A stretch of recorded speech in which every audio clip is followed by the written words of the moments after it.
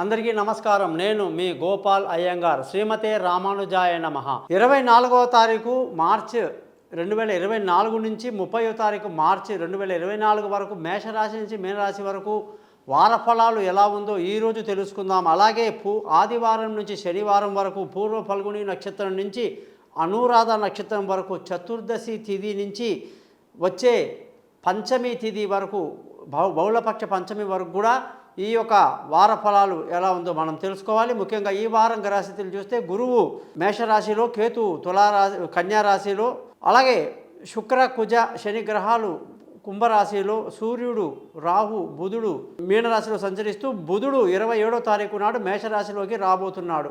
మరి ఈ పరిస్థితిని బట్టి 12 రాశులకు ఎలా ఉంటుందనేది ఈరోజు తెలుసుకుందాం. మీరందరూ కూడా నా ఈ ఛానల్ని సబ్స్క్రైబ్ చేయడం మీ ధర్మంగా భావించండి. మీ బంధువులకు, స్నేహితులకు నా గురించి తెలియజేసి మా యొక్క ఆశీర్వాదాలకు మీరు పాత్రలవుతారని ఆశిస్తూ, మీకు ఎటువంటి ఇబ్బందులున్నా జాతకపరంగా కూడా మీ date of birth, time of birth, place of birth నేను ఇచ్చిన పైన నెంబర్లో నాకు వాట్సాప్ చేయండి.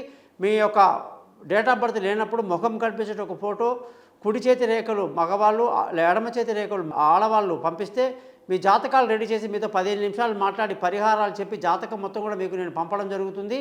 దీనికి అయ్యే ఖర్చు కూడా మీకు చాలా స్వల్పంగా ఉంటుంది, గురుదక్షిణ.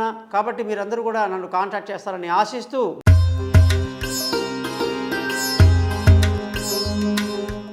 మీనరాశి వాళ్ళకి 24వ తారీఖు మార్చి నుంచి 30వ తారీఖు మార్చి వరకు బుధగ్రహం యొక్క మార్పు విలువైన వస్తువులు, భూములు, వాహనాలు కొనడానికి ఎంతో అనుకూలమైన పరిస్థితిని కనిపిస్తుంది. తల్లి యొక్క ఆరోగ్యం చాలా మెరుగవుతుంది.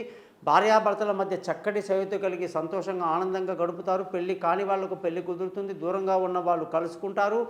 ఈ వారమంతా అనేక శుభకార్యాల్లో పాల్గొనడం వల్ల బాగా బిజీగా ఉంటారన్నమాట. కుటుంబంలో సంతోషం అనేది తగ్గే అవకాశం బాగా ఉంది. మరి అటువంటి స్థితిని దాటుకుంటూ ముందుకెళ్ళాలి. బంధువుల, స్నేహితుల సహాయ సహకారాలు మాత్రం బ్రహ్మాండంగా ఉంటుంది. ఈ గొడవల్లో పడి పిల్లల చదువు విషయంలో కాస్త నిర్లక్ష్యం కూడా గురయ్యే అవకాశాలు లేకపోలేదు. అలాగే సంతానం విషయంలో చాలా సంతోషంగా ఆనందంగా గడుపుతారు. విదేశీయానాలు కలిసి వస్తాయి. దూర ప్రయాణాలు కలిసి వస్తాయి. తెలివైన నిర్ణయాలు తీసుకుంటారు. అదృష్టంగానే చూసుకుంటే ఈ రాశి వాళ్ళకి మంచి అదృష్టం బాగా తక్కువగా ఉంది. అన్నిటికీ బాగా కష్టపడాల్సి ఉంటుంది. తొందరపాటు పనికిరాదు. తండ్రి నుంచి ఎటువంటి సహకారము కూడా ఇప్పట్లో లభించదు. ఉద్యోగస్తులందరికీ ప్రమోషన్లు, ఇంక్రిమెంట్లు, పై అధికారుల ప్రశంసలు, గొప్ప గొప్ప అవకాశాలు వస్తాయి. చాలా హ్యాపీగా ఉంటారు.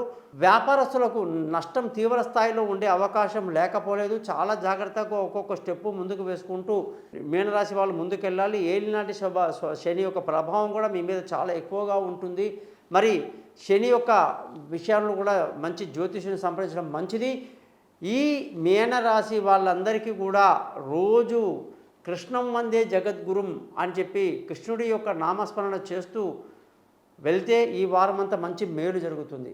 చూశారు కదా, ఈ వారంలో 12 రాశులకు ఎలా ఉందో మీకు తెలియచేయడం జరిగింది. మీ జాతకాలు తెలుసుకోవడానికి కోసం తప్పకుండా పైన ఇచ్చిన నా నెంబర్లను మీరు నన్ను కాంటాక్ట్ చేస్తారని ఆశిస్తూ, చాలా సింపుల్గా మీకు పరిష్కారాలు చెప్పి మీ యొక్క సమస్యల్ని దూరం చేసేటువంటి ఆలోచన నేను చేస్తాను. అందుకే thesimpleastrologer.comని సబ్స్క్రైబ్ చేయండి. నమస్కారం, మీ గోపాల్ అయ్యంగార్.